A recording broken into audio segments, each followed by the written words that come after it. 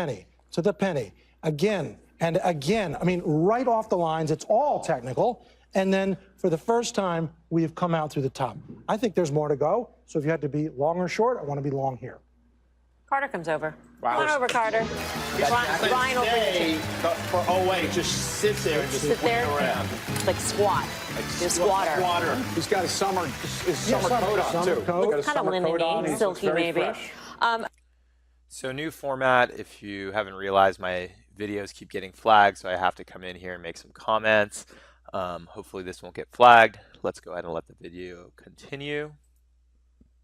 Okay, so Carter, in your initial chart, you showed all of the drawdown. Does it matter that earlier in Bitcoin's history, the liquidity was so much smaller, the market cap was so much smaller than what it is today? Obviously, the stakes are higher now, right? At one point, it was an unknown thing and just sort of a few people playing. Now it's considered an asset to some people, right? Other people think, again, it's a fraud or a Ponzi scheme or nothing.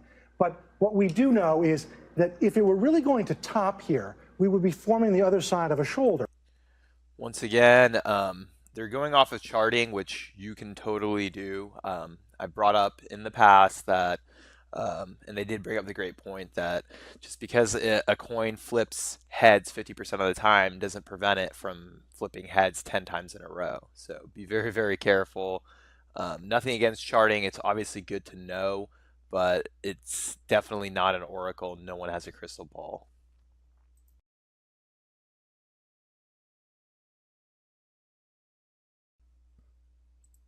Typically, you get head and shoulders up, and that's not what that pattern suggests. And the day-to-day strength in the face of market weakness is sort of interesting as well. So, Carter, when I look at the S&P, I could draw exact same way. Exactly.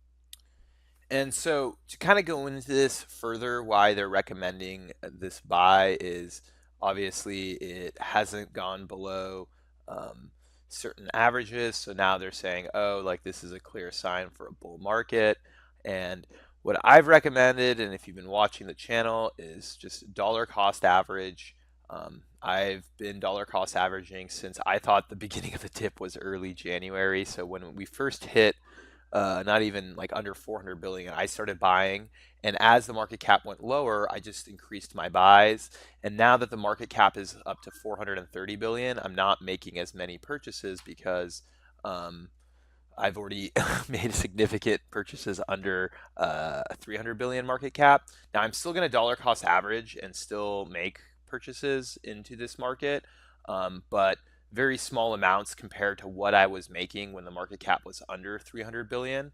And I highly recommend, if you haven't, go get an account, go get Coinbase, Gemini. If you're going to do small transactions, do Robinhood because it has the lowest transaction fees. And the links are all at the bottom of this video if you want to go in and sign up. But definitely, it looks like we're out of this bear market, or what they're signaling. I'm still prepared. I have orders to buy below 250 billion if it hits, so I do have a good amount of cash socked away for those kind of orders.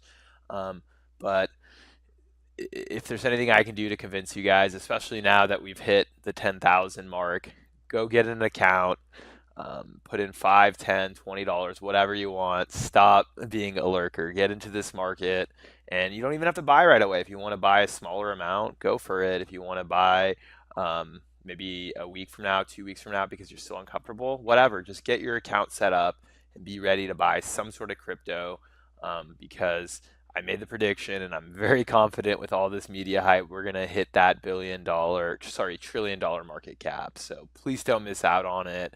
And if you are going to miss out on it, then continue to follow, continue to educate, and I will talk to you guys soon.